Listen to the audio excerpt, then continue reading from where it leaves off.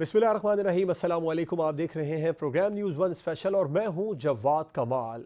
मुल्क में सियासी हलचल में तेज़ी से इजाफा हो रहा है। बड़े बड़े दावे और सामने आ रहे हैं, बड़े बड़े ऐलानात सामने आ रहे हैं। पाकिस्तान तहरीक इंसाफ ने असम्बलियों से इस्तीफ़ों का ऐलान किया, फैसला किया, लेकिन अब तक इस्तीफ़े सामने नहीं आए। अब ये कहा जा रहा है कि जुम्मे को हतमी फैसला कर लेंगे, क्योंकि जुम्मा पाकिस्तान की तारीख में एक बड़ी अहमियत रखता है। बड़े बड़े फैसले पाकिस्तान की तारीख में जुम्मे को ही आते हैं।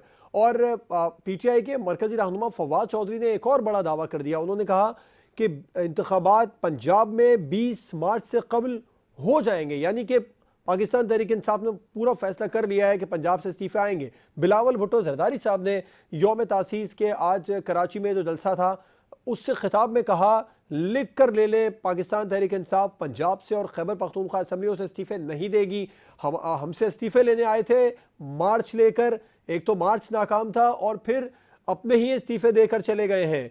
हम यू टर्न की पॉलिसी पर नहीं चलते हैं। पाकिस्तान पीपल्स पार्टी एक नजरियाती पार्टी है। बिलावल भुट्टो ने बड़े बड़े दावे किए यौम तासीस के जलसे में। उन्होंने कुछ हवाले दिए 71 की जंग के भी, उसको प्रोग्राम में डिस्कस करना फिलहाल मुनासिब नहीं समझ रहे। लेकिन बहरहाल पाकिस्तान मुस्लिम लीग नून का भी यही मौक़िफ़ आ रहा है कि अगर इमरान खान ने कोई एडवेंचर किया तो हिकमत अमली तैयार है।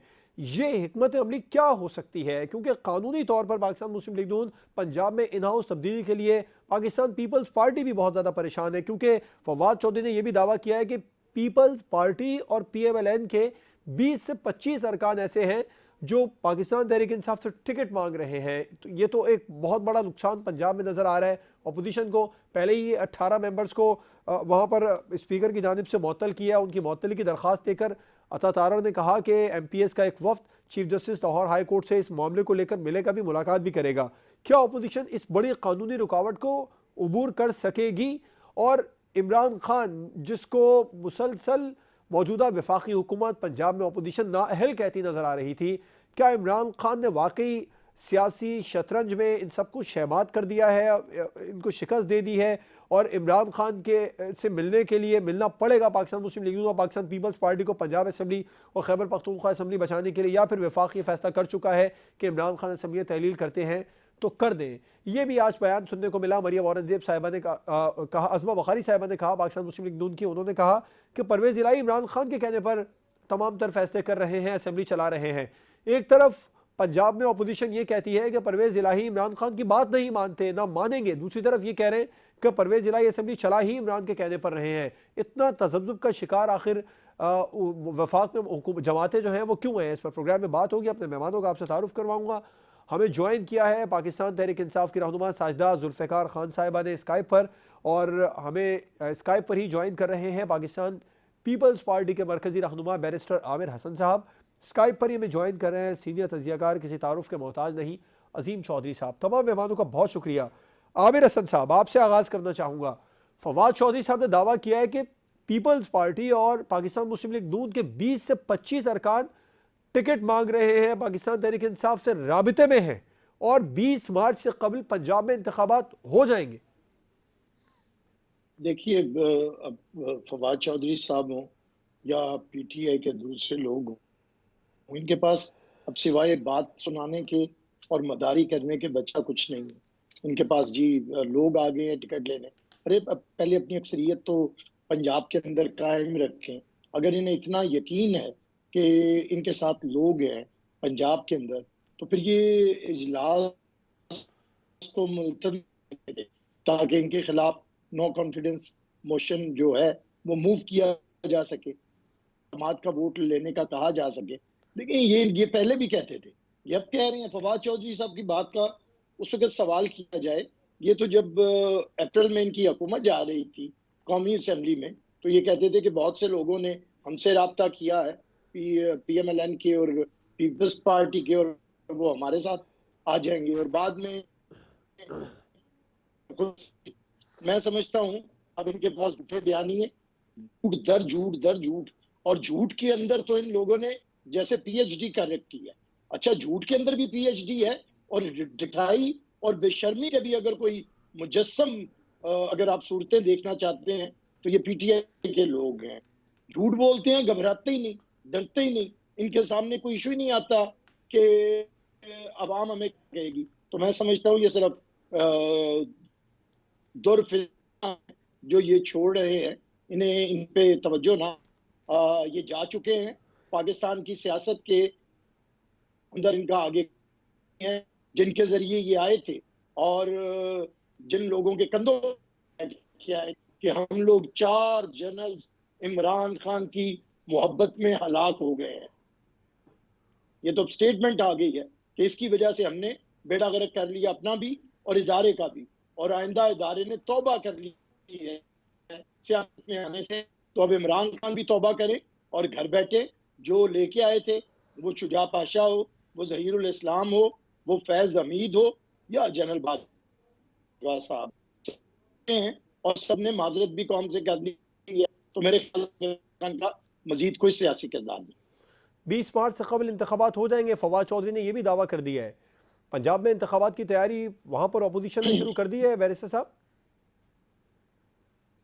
नहीं, देखेंगे इलेक्शंस क्यों होंगे, अभी तो असेंबली तोड़ेंगे, निगरान हुकूमत बनाएंगे, तो उसके बाद, और हम दावा करते हैं कि ये असेंबली नहीं टूटेगी, पंजाब असेंबली नहीं टूटेगी, आप देख लीजिएगा।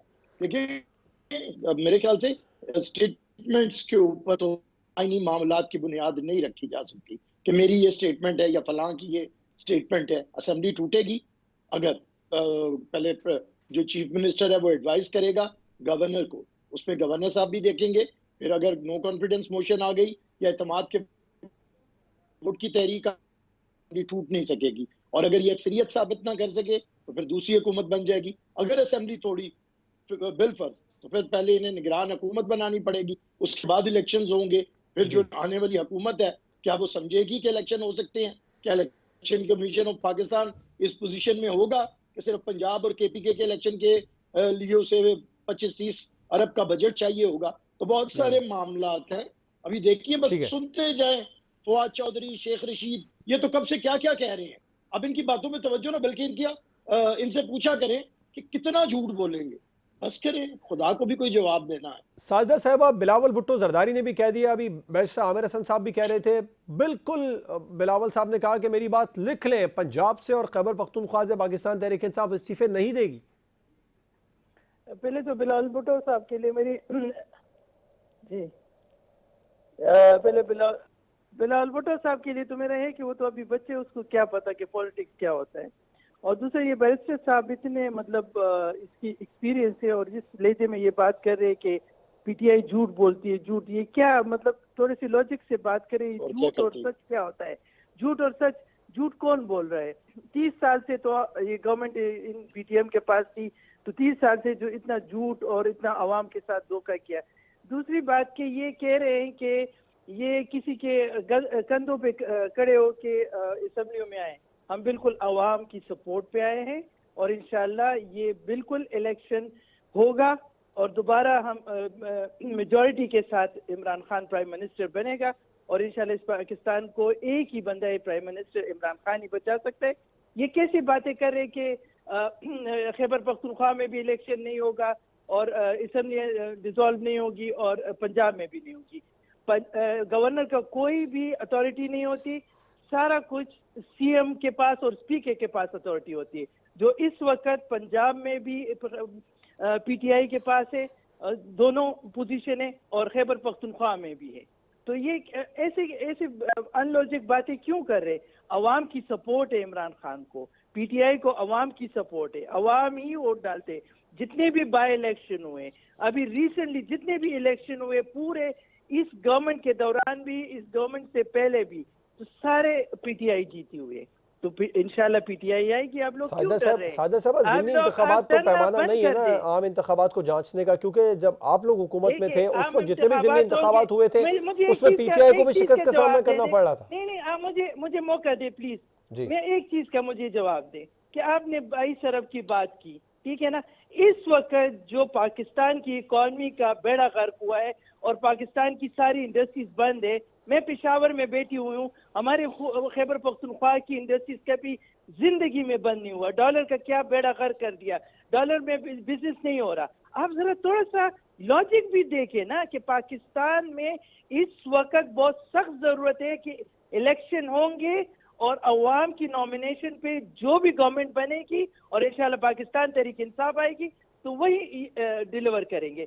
ये आप 22 अरब की बात करें कि इलेक्शन पे खर्चा होगा, आप इसकी सोच नहीं है कि खरबों रुपए के पाकिस्तान डूब रहा है। पाकिस्तान जैसा मुल्क जो कभी इस तरह मैंने ये हालात नहीं देखे। मेरा खुद बैकग्राउंड बिजनेस से, मैंने ये हालात कभी जिंदगी में नहीं देखे। बिजली महंगी, पेट्रोल महंगा, सारी चीजें महंगी। तो आप कैसे बातें बैरिस्टर साहब कर रहे? आपको तो सच बोलना चाहिए, आपको सच्चाई का साथ देना चाहिए। अजीम चौधरी साहब, दो बातें हैं। और एक, कैसे फवाद चौधरी और शेख रशीद साहब झूठ बोल रहे? बिल्कुल सच कह रहे। हमारे पास इस वक्त सीएम हमारे हैं दोनों सूबों में, हमारे पास स्पीकर हमारे हैं, हम क्यों झूठ बोलेंगे?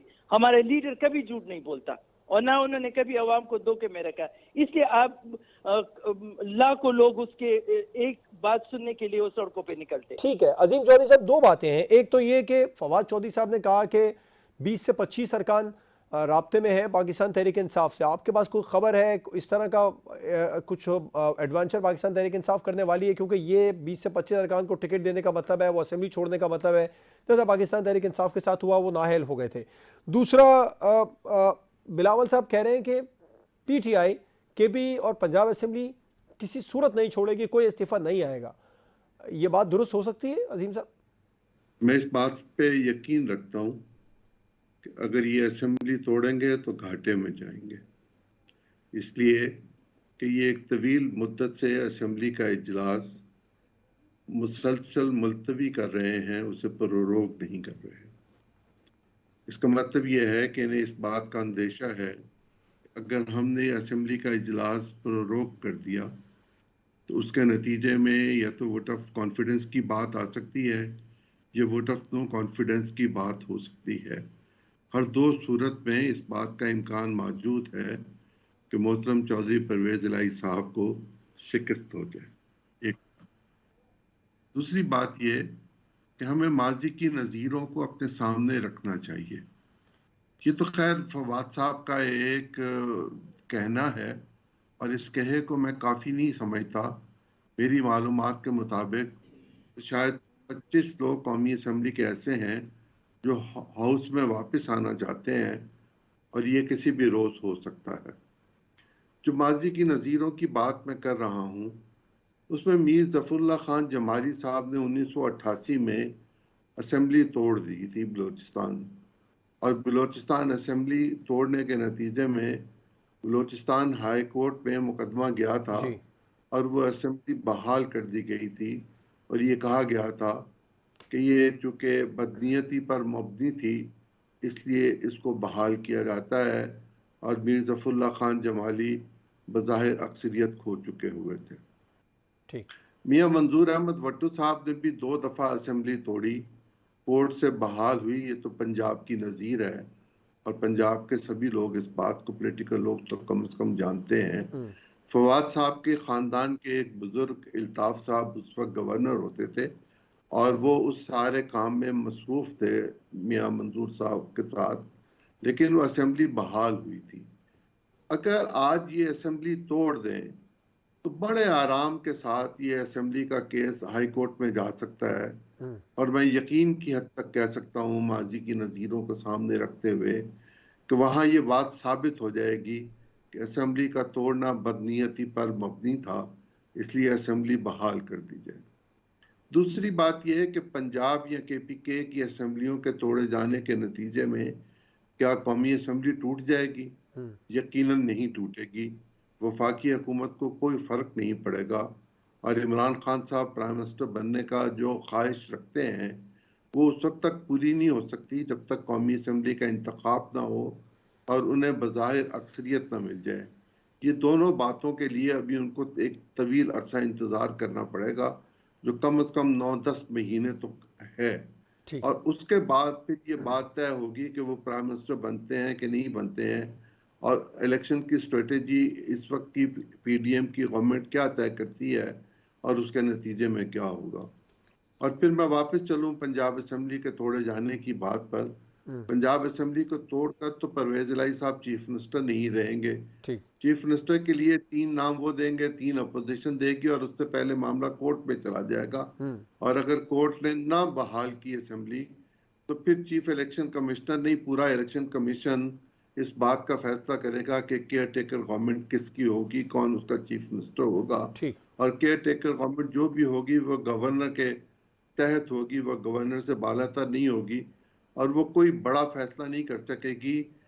कॉन्स्टिट्यूशनल पिटीशन 30 ऑफ 2013 जो है उसमें सुप्रीम कोर्ट वर्डिक्ट दे चुकी हुई है कि केयर टेकर गवर्नमेंट क्या कर सकती है और क्या नहीं कर ठीक है। सकती। उसकी रोशनी में कोई बड़ा फैसला वो कर ही नहीं सकेंगे, इसलिए कि पाकिस्तान के आइन में ये लिखा हुआ है कि अवाम के मुंतखब नुमाइंदों का हक है कि वो पाकिस्तान पर हुक्मरानी करें और केयर टेकर गवर्नमेंट जो है वो हुक्मरान नहीं होती। बिल्कुल ठीक है।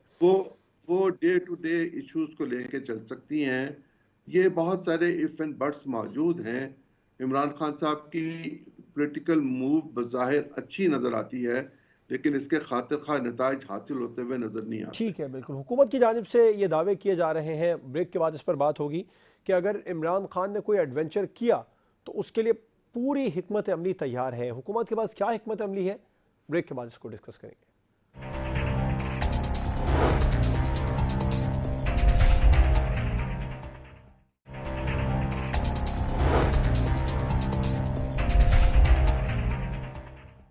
Welcome back. वफाकी वज़ीर इत्तलात मरियम औरंगज़ेब ने बिल्कुल वाज़ेह कर दिया, हुकूमत को किसी किस्म का कोई ख़तरा नहीं है। इमरान खान असमिया तहलील नहीं करेंगे और हुकूमत मुद्दत पूरी करेगी। अगर वो असमिया तहलील कर भी दें तो भी वफाकी हुकूमत अपनी मुद्दत पूरी करेगी।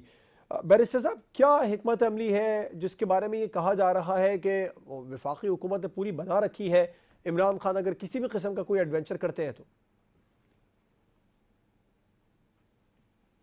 देखिए, एडवेंचर पहले भी इमरान खान ने किया है, अब ये एडवेंचर उनका चलेगा नहीं। इमरान खान का ये भी एडवेंचर था कि उन्होंने डिसॉल्व की थी नेशनल असेंबली जब उनके खिलाफ अदम एतमाद आया था।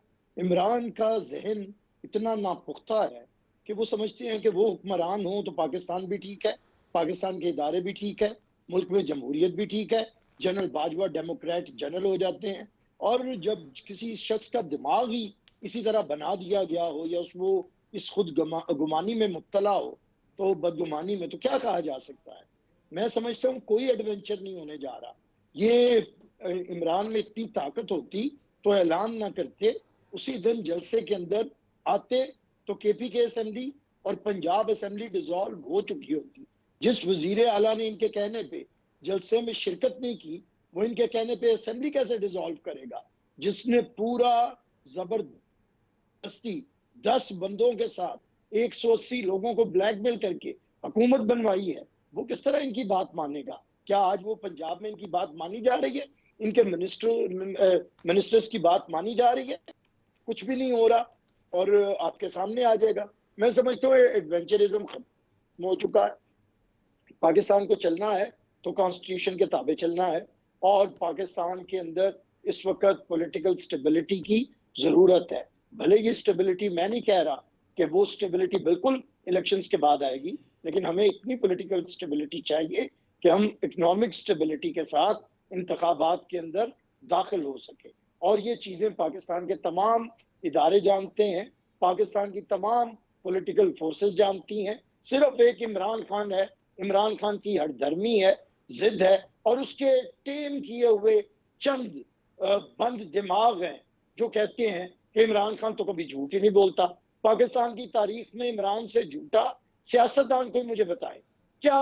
मैं अभी बता देता हूँ, कल जो जनरल साहब रिटायर हुए हैं, इमरान कहता था उससे बड़ा डेमोक्रेट ही कोई नहीं है, उससे बड़ा जर्नैल ही कोई नहीं आया, इतना मैंने मुहब्बे वतन जनरल नहीं देखा। और आज उसके खिलाफ जो ये ट्रेंड चला रहे हैं और जिस तरह की बातें कर रहे हैं, इससे बड़ा झूठा कौन होगा? ये शख्स जिसे कहता था कि पंजाब का सबसे बड़ा डाकू है, आज वो इमरान के सबसे बड़े एग्जीक्यूटिव ओहदे पे बैठा हुआ है। और झूठ किसे कहा जाता है? वो इमरान खान जो कहता था मुझे हुकूमत मिली तो 90 दिन के अंदर गवर्नर हाउसेस खत्म होंगे, चीफ मिनिस्टर हाउसेस खत्म होंगे, पासपोर्ट को इज्जत मिलेगी, जिसने वादा किया था 1 करोड़ नौकरियों का, 50 लाख घरों का, कौन सा अमल दरामद किया? और झूठा किसे कहते हैं? जो मुझे एक जो कहता था शेख रशीद को मैं अपना चपड़ासी भी ना रखूं, आज चीफ एडवाइजर है, कल तक वजीर दाखिला था। मुझे बताएं, जो कहता था मैं लोटों के बगैर हुकूमत भी बनाऊंगा, आज लोटों के बगैर वो चल नहीं सकता। और झूठा किसे कहते हैं?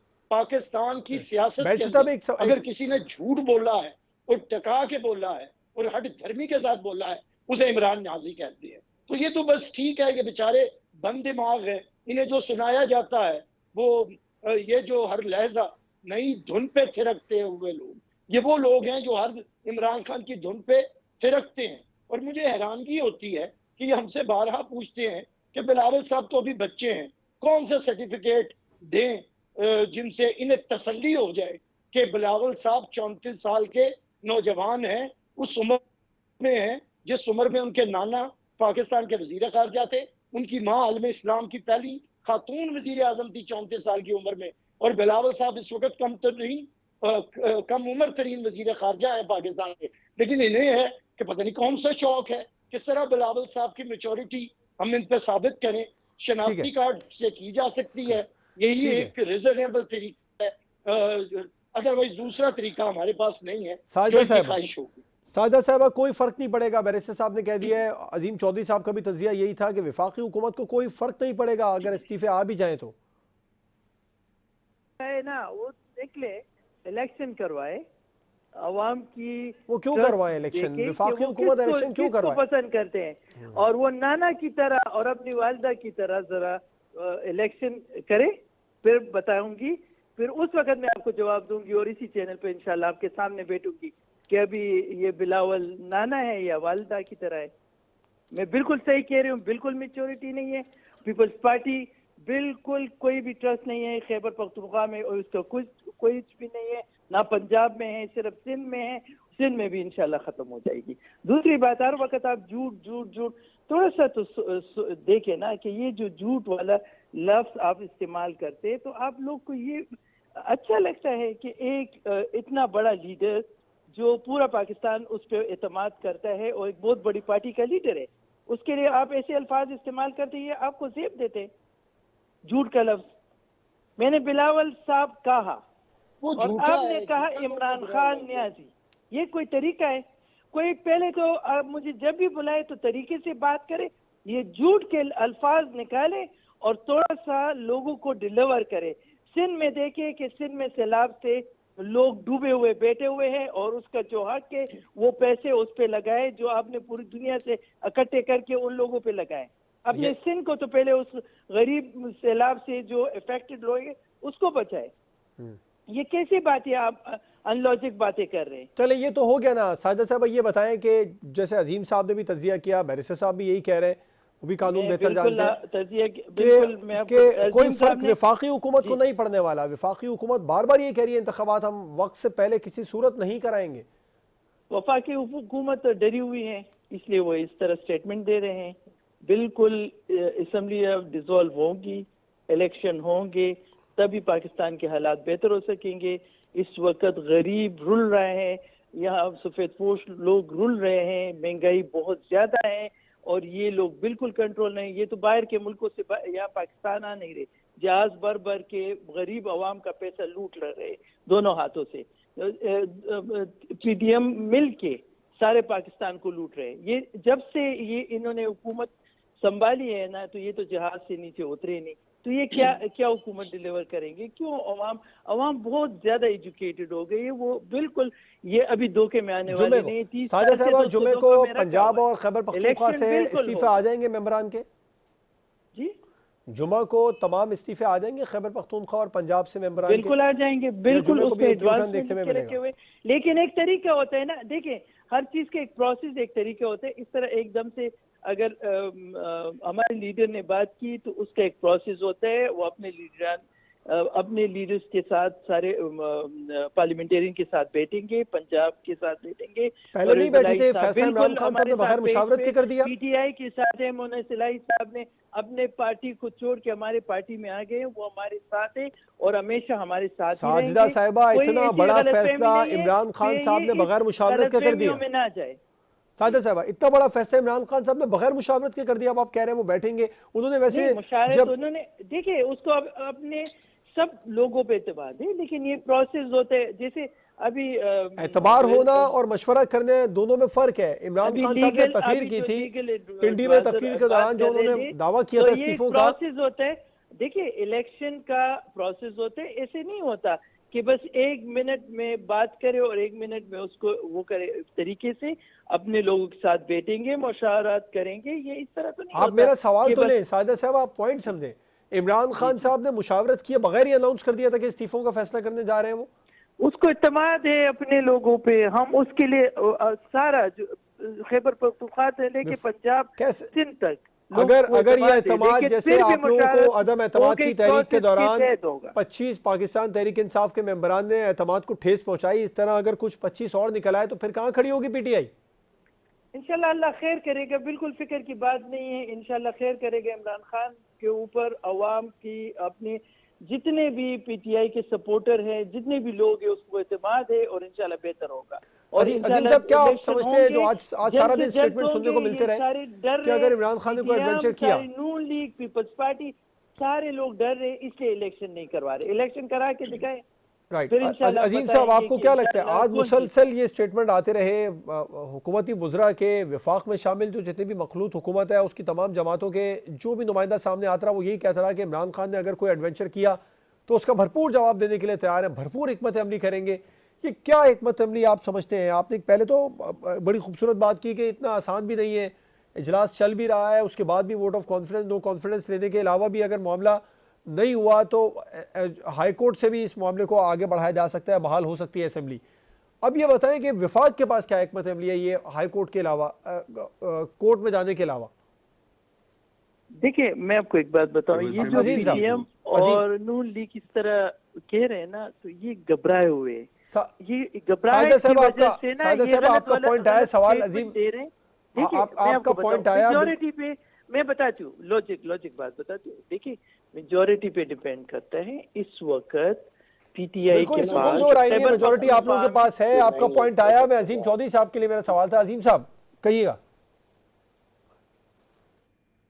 जवाब दूं? जी जी अजीम साहब।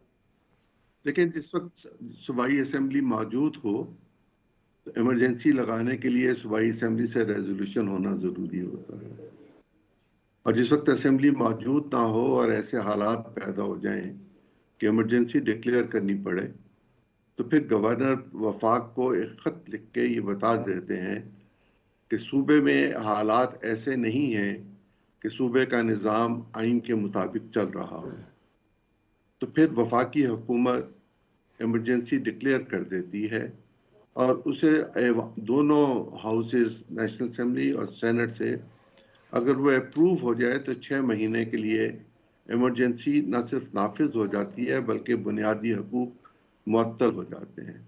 और जिस वक्त बुनियादी हकूक मुअत्तल हो जाए तो फिर गालिबन 199 के तहत रिट में भी नहीं जाया जा सकेगा और इंतखाब भी नहीं होगा चूँकि इमरजेंसी डिक्लेयर हो चुकी होगी। और अगर वफाक ये महसूस करे कि वहाँ वफाक बराह रास्त उस निज़ाम को संभाल ले तो उसके रास्ते में कॉन्स्टिट्यूशनली कोई रुकावट नहीं होती।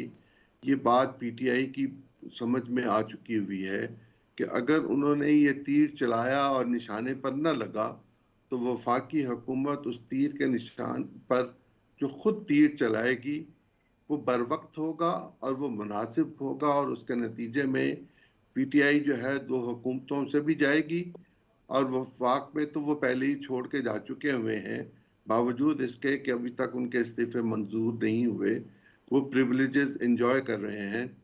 पंजाब और केपीके में ये प्रिविलेजेस इनके पास नहीं रहेंगे, वहाँ गवर्नर राज लग जाएगा और कुछ भी नहीं होगा। वहाँ पहले केपीके में स्पीकर साहब गवर्नर कायम मकाम थे, इस वक्त वहाँ बाकायदा गवर्नर का मुकर्रर हो चुके हुए हैं और पंजाब में भी गवर्नर मौजूद हैं और स्पीकर उसके रास्ते में कोई रुकावट नहीं बन सकेगा।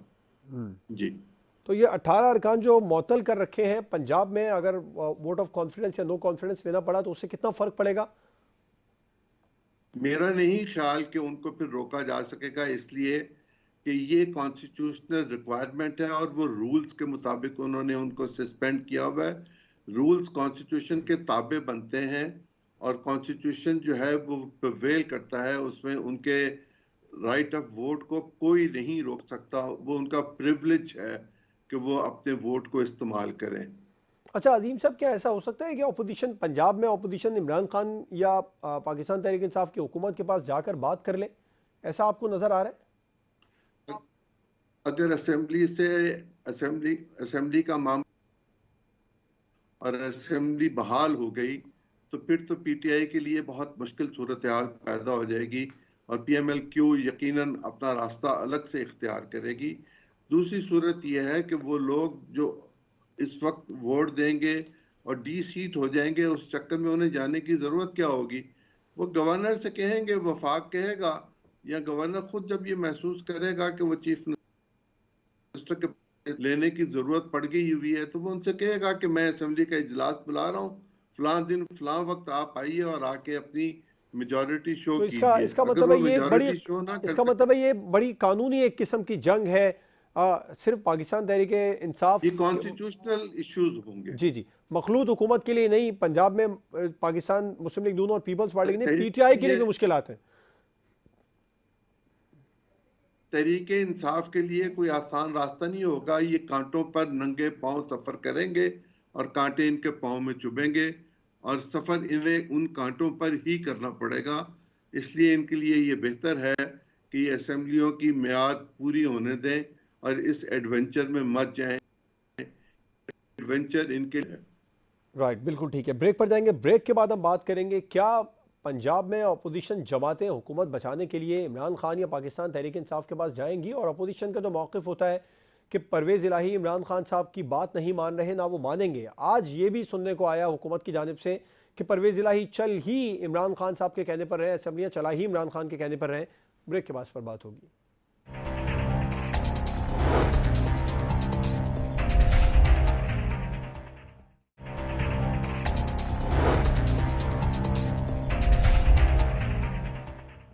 Welcome back. बैरिस्टर आमिर साहब, ब्रेक से पहले हमने सवाल छोड़ा था कि क्या अपोजिशन जमातें पंजाब में असेंबली तहलील करने के फैसले से कबल परवेज़ इलाही साहब के पास या इमरान खान साहब के पास जाकर बैठने को तैयार है, जाएंगी? देखिए, हमें इमरान खान के पास जाने की क्या जरूरत है? आइन है, कानून है, सियासत है और ऐवान है, हम उसी के अंदर करेंगे। इमरान खान का पंजाब की सियासत में तो वो कोई वजीर आला है, और दूसरा इमरान खान जब तक सियासी अंदाज इख्तियार नहीं करेंगे, सियासी मिजाज इख्तियार नहीं करेंगे और सियासी विजडम का मुजाहरा नहीं करेंगे, उसने साबित करना पड़ेगा कि वो एक पॉलिटिकल फिगर है। लेकिन अगर वो इसी तरह प्रेशर ग्रुप बन के धमकियां देंगे और सियासत के अंदर सियासी दहशतगर्द का किरदार अदा करेंगे तो फिर हम लोग तो उनके साथ किसी गुफ्तगू के लिए राजी नहीं है। देखिए, आइन मौजूद है, कानून मौजूद है, उसी के तहत सारा काम होगा। इमरान खान की मर्जी के तहत तो नहीं चल सकता। यही तो इस मुल्क के अंदर एक हठधर्मी शुरू है कि इमरान कहता है कि आइन भी उसके मातहत हो, असेंबलियां उसके मातहत हो, पाकिस्तान के आइनी इदारे उसके मातहत हो, वो उसकी हुकूमत बचाएं, बनवाएं, चलाएं। इसी तरह पंजाब के अंदर एक, अब मुझे बताएं कि पहले 4 साल इनकी हुकूमत रही और अब 6 महीने से फिर हुकूमत है। पंजाब के अंदर इन्होंने किया क्या है? मुझे कोई एक बात बताएं। ये जो दूसरों को करप्शन का ताना देते हैं, आज होगी पिंकी नेक्सस जिस तरह बेनकाब हो चुका है, मानेकास ने जिस तरह पंजाब अंदर पोस्टिंग के ऊपर, ट्रांसफर्स के ऊपर जितने खरबों रुपए कमाए हैं, वो मशहूर जमाना और बदनाम जमाना गोगी जहां से यहाँ से फरार हुई है जहाजों के अंदर। मैं फिर हैरान होता हूं कि ये लोग दूसरों देते हैं, अपनी आंखों दूसरों का तो तिनका नजर आता है, अपना इन्हें शैतीर भी नजर नहीं आता। समझता हूं कि पाकिस्तान के अंदर अब इमरान खान की हरकतें चलने वाली नहीं है। ये इमरान खान का आखिरी अरबा था जो उसने इख्तियार करने की कोशिश की है और ये डिफ्यूज हो जाएगा। अब वो तो कह रहे हैं, पीटीआई तो कह रही है कि मुतादिद दीगर ऑप्शंस पर भी गौर हो रहा है। आप कह रहे हैं आखिरी देखिए क्या कहे इमरान, आप मुझे बता दें। इमरान ने करनी है सियासत। इमरान 6 महीने से कह रहा है मैं इस हुकूमत को की मोहलत देता हूं, फिर क्या 25 को आया कि हुकूमत नहीं होगी 25 मई को, फिर इसने कहा मैं 6 दिन की मोहलत दे रहा हूं, हुकूमत इस्तीफा दे दे मैं आ रहा हूं।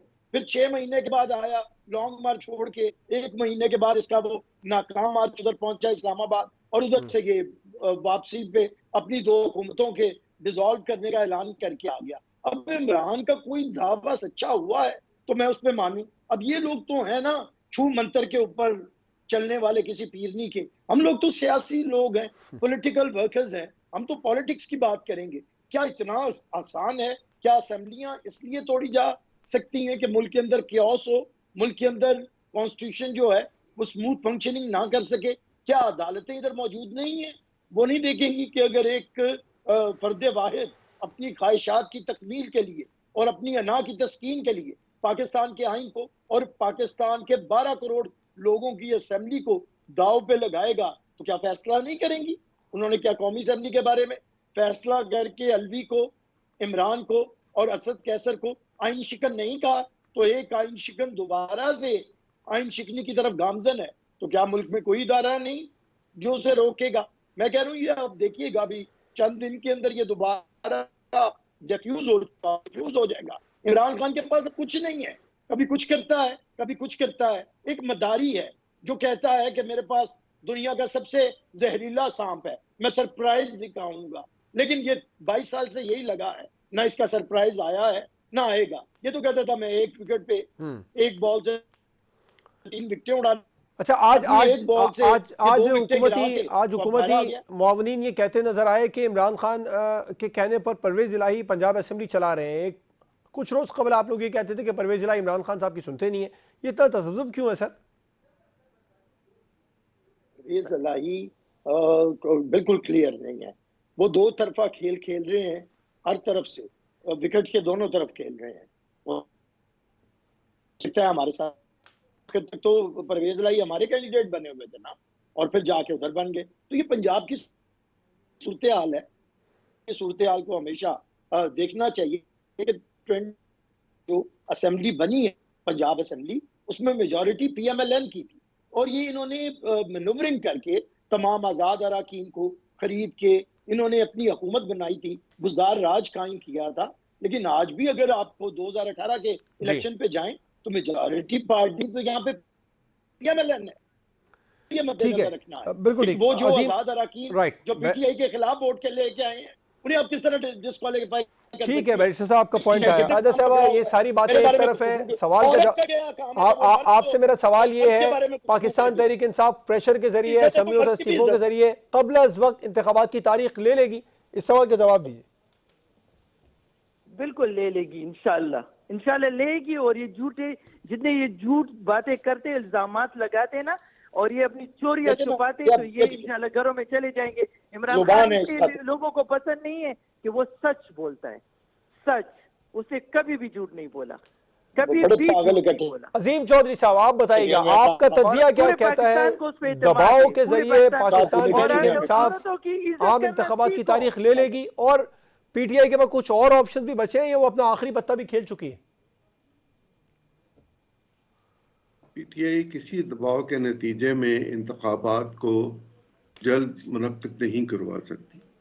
अगर ये दबाव बढ़ाते रहे और मईशत में बेहतरी ना आई, तो मुझे इस बात का इम्कान नज़र आता है कि पाकिस्तान में फाइनेंशियल इमरजेंसी के नतीजे में जो इक़दामात होंगे, उसके नतीजे में साथ साथ ये भी होगा कि असेंबली चूँकि कॉन्स्टिट्यूशनली अपनी मुद्दत को 1 साल बढ़ा सकती है, तो कहीं ऐसा ना हो कि 2023 के बजाय इंतखाबात 2024 में चले जाएं। जी ठीक, तो पाकिस्तान तहरीक इंसाफ के पास कोई और ऑप्शन भी है, आप समझते हैं ये वो आखिरी पत्ता खेल चुकी है? एक ऑप्शन है, और वो ऑप्शन है कि वो अपनी फेस सेविंग के नतीजे में जो लेना चाहते हैं वो लें, और असेंबलियों में जाकर असेंबली का रास्ता इख्तियार करके, असेंबली में गुफ्तगू करके, असेंबली में लेजिस्लेशन करके, असेंबली में रेजोल्यूशंस ला के, असेंबली के फोरम को इस्तेमाल करके अपनी बात को हुकूमत तक पहुंचाएं। और जिस तरह पार्लिमानी जमहूरियत में एक हाथ से लेते और दूसरे हाथ से देते हैं, बाहमी मशावरत के नतीजे में कौमी मफादात को सामने रखते हुए मुल्क के इस्तेहकाम, बहबूद और आवाम की खिदमत के जज्बे के साथ मज़ाकरात के नतीजे में हल निकालते हैं, वो हल निकालें, और असेंबली के ज़रिए पाकिस्तान में अवाम की हुक्मरानी का जो हक है उसी का रास्ता इख्तियार करेंगे। वहीं से मज़ाकरात हो सकते हैं। असेंबली से बाहर रह के मज़ाकरात नहीं हो सकते, मुतालबा हो सकता है, वो पीटीआई का जितना जी चाहे कर ले।